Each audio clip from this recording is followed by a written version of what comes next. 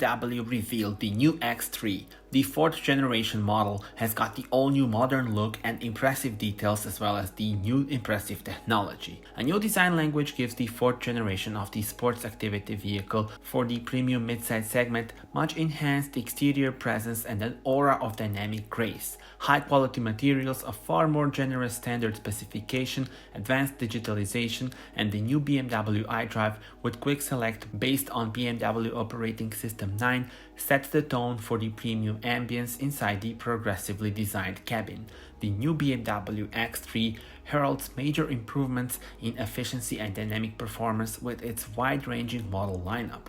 The portfolio of powertrains consists of not just highly efficient petrol and diesel engines, but also a latest generation plug-in hybrid system that enables the new BMW X3 30e xDrive that you see here to achieve an electric range of 81 to 90 kilometers in the WLTP cycle. Market launch of the new BMW X3 will get underway in Europe and the USA in the 4th quarter of 2024, progressing across numerous other markets from January 2025. Tell me in the comments how do you like the car.